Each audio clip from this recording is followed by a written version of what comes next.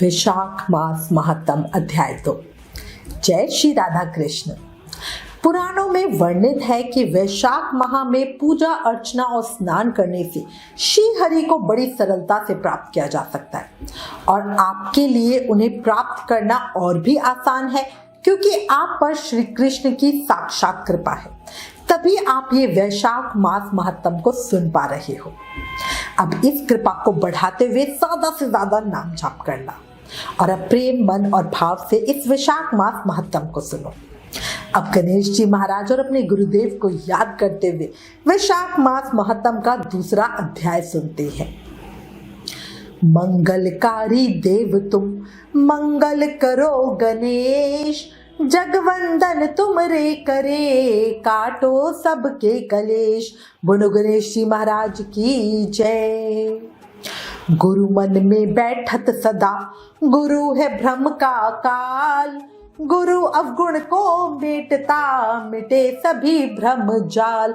बोलो गुरुदेव महाराज की जय। वैशाख मास महत्तम के पहले अध्याय में श्री सूत जी महाराज सभी ऋषियों के पूछने पर उन्हें नारद मुनि द्वारा सुनाया हुआ वैशाख महत्तम सुना रहे हैं। सूत जी ने प्रथम अध्याय में उन्हें वैशाख मास का महत्व और स्नान नियम बताए। अब आज इस दूसरे अध्याय में विविध वस्तुओं के दान का महत्व तथा वैशाख स्नान के नियम बता रहे हैं। शुरू करते हैं। नारद जी के श्रीमुख से वैशाख मास की श्रेष्ठता और उसमें जल, छत्र, पादुका और अन्न आदि दानों की महिमा सुनकर राजा अम्बरीश बहुत प्रसन्न हुए। वो हाथ जोड़ते हुए नारद जी से बोले, हे मुनि श्रेष्ठ, यदि माधव मास सबसे श्रेष्ठ और भगवान लक्ष्मीपति को सबसे अधिक प्रिय है तो कृपया करके इस समय में स्नान करने की क्या विधि है? वैशाख मास में किस वस्तुओं का दान करना चाहिए? कौन सी तपस्या तथा किस देवता का पूजन करना चाहिए? कृपया ये सब मुझे विस्तार पूर्वक बताएं। नारद मुनि बोले, हे राजन, मैं तुम्हें सबसे पहले दान करने योग्य चीजों की व्याख्या करता हूँ, क्योंकि शुभ कर्म बढ़ाने का सबसे आसान उपाय है सुपात्र को दान करना। वैशाख मास में जो मनुष्य श्रेष्ठ ब्राह्मण को पलंग दान करता है, ब्राह्मण को उस पर सुख से सुलाकर ठंडी ठंडी हवा करता है, तो उस मनुष्य का शरीर हमेशा निरोगी रहता है। नारद जी कहते हैं, वैशाख मास में धूप से तपे और थके मांदे ब्राह्मणों को श्रम नाशक सुखद पलंग देकर मनुष्य कभी जन्म मृत्यु आदि के कलेशों से कष्ट नहीं पाता। उस पलंग पर ब्राह्मण के शयन करने से जीवन भर के जाने अनजाने में किए हुए पाप नष्ट हो जाते हैं। जो मनुष्य वैशाख मास में तकिए का दान करता है वो 7 जन्मों तक सुख भोगता है, फिर अपने 7 कुलों को लेकर मोक्ष को प्राप्त होता है।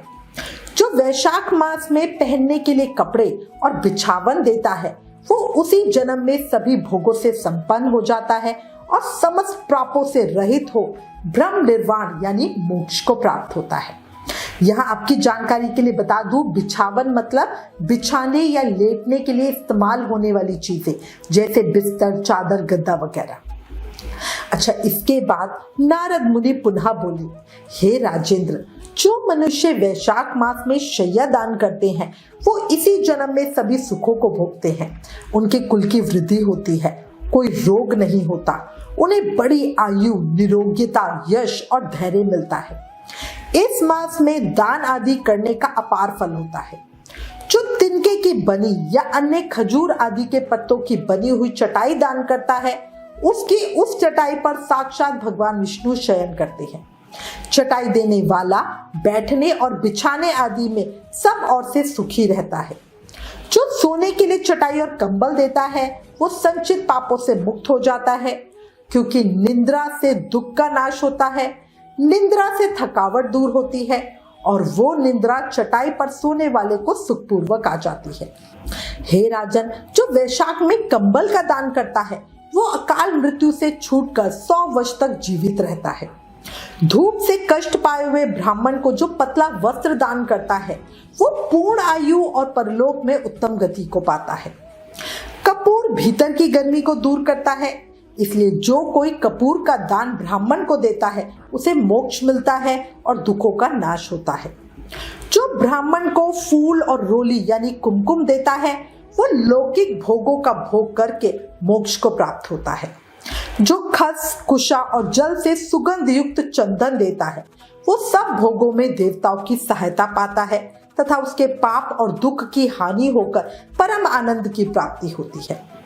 वैशाख के धर्म को जानने वाला जो पुरुष गोरोचन और कस्तूरी का दान करता है वो तीनों तापों से मुक्त होकर परम शांति को प्राप्त होता है। यहाँ मैं आपकी जानकारी के लिए बता दूं, गोरोचन पीले रंग का एक सुगंधित रसायन होता है जो गाय के पित्त से निकलता है और कस्तूरी नर हिरण की नाभि के पास की थैली में पाया जाने वाला एक सुगंधित पदार्थ होता है। ये बाजार में आपको बड़ी आसानी से मिल जाता है। इसके अलावा जो विश्रामशाला बनवाकर प्याऊ सहित ब्राह्मण को दान करता है वो तीनों लोकों का राजा होता है। जो सड़क के किनारे बगीचा, पोखर, कुआं और मंडप बनवाता है वो धर्मात्मा होता है, उसे पुत्रों की भी आवश्यकता नहीं रहती। उत्तम शास्त्रों को सुनना, तीर्थ यात्रा, सत्संग, जलदान, अन्नदान, पीपल का वृक्ष लगाना तथा पुत्र, ये 7 प्रकार की संतान देवताओं ने कही है। इसलिए संतान की इच्छा करने वालों को ये कर्म अवश्य ही करने चाहिए। जो वैशाख मास में तापनाशक छाछ का दान करता है वो इस पृथ्वी पर विद्वान और धनवान होता है। धूप के समय मट्ठे के समान कोई दान नहीं है, इसलिए रास्ते के थके मांदे ब्राह्मण को मट्ठा देना चाहिए। जो वैशाख मास में धूप की शांति के लिए दही और खांड दान करता है तथा विष्णु प्रिय वैशाख मास में जो स्वच्छ चावल देता है वो पूर्ण आयु और संपूर्ण यज्ञों का फल पाता है।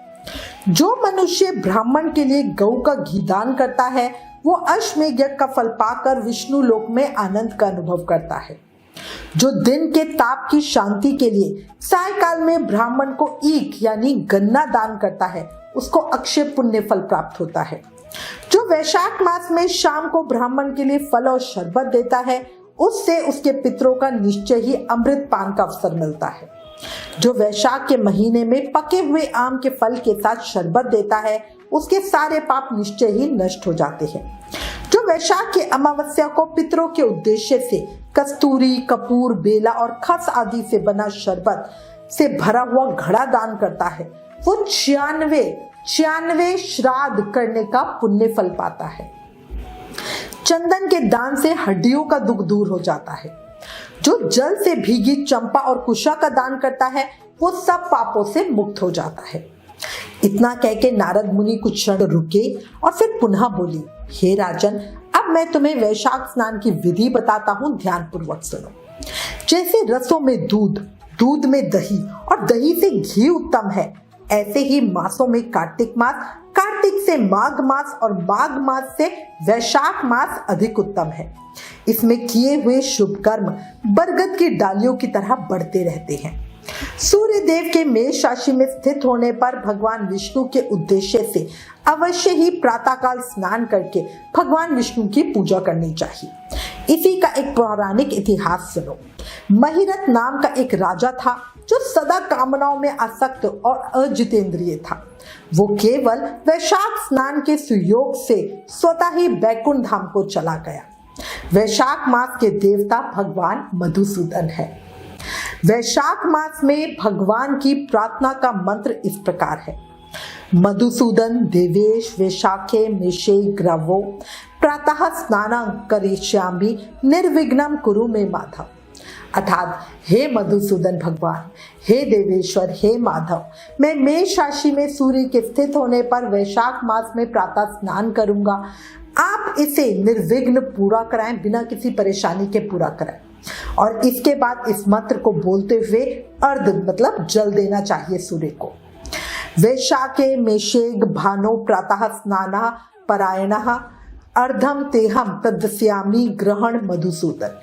अर्थात सूर्य के मेष राशि पे स्थित रहते हुए वैशाख मास में प्रातः स्नान के नियम में संलग्न होकर मैं आपको अर्घ देता हूँ। हे भगवान मधुसूदन, इसे ग्रहण कीजिए।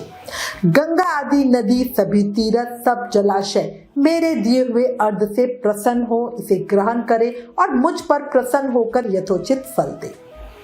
इस प्रकार अर्ध समर्पण करके स्नान करें, फिर वस्त्रों को पहनकर संध्या तर्पण आदि सब कर्मों को पूरा करके वैशाख मास में विकसित होने वाले पुष्पों से भगवान विष्णु की पूजा करें। उसके बाद भगवान विष्णु की वैशाख मास के महत्व की कथा सुने। ऐसा करने से कोटि जन्मों के पापों से मुक्त होकर मनुष्य मोक्ष को प्राप्त होता है। जो वैशाख मास में तुलसी दल से भगवान विष्णु की पूजा करता है वो विष्णु जी की सायुज्य मुक्ति को पाता है।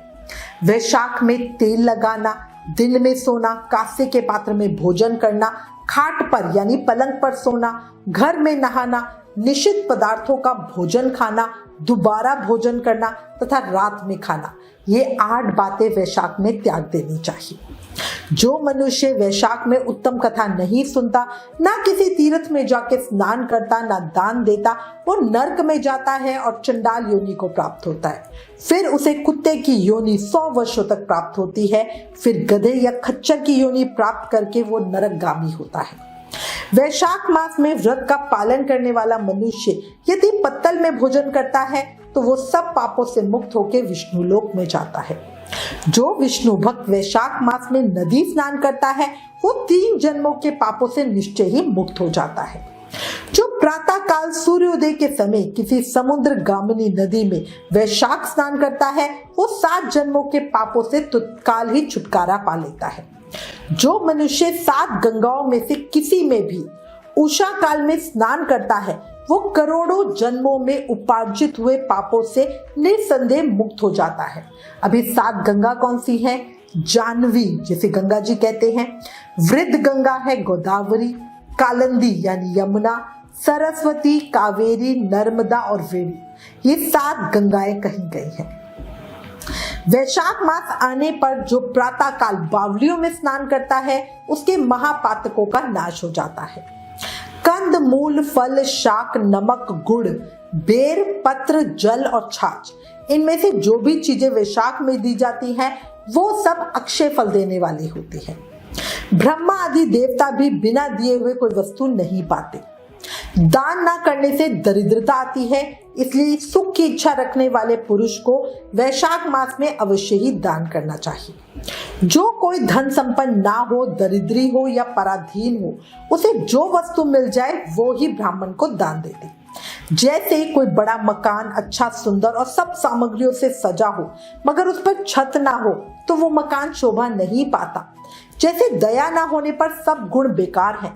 जैसे बढ़िया भोजन भी बिना नमक के स्वाद नहीं लगता। जैसे कोई कुरूपवती स्त्री श्रृंगार होने पे भी अच्छी नहीं लगती, ऐसे ही वैशाख मास में जो धर्म, कर्म या स्नान आदि नहीं करता उसका किया सब व्यर्थ हो जाता है। वैशाख मास में तीर्थ यात्रा, जप, यज्ञ, दान और होम आदि का फल मनुष्य को कई गुना अधिक होकर मिलता है और तुरंत ही इसका फल मिलता है। भगवान मधुसूदन इस मास के देव हैं।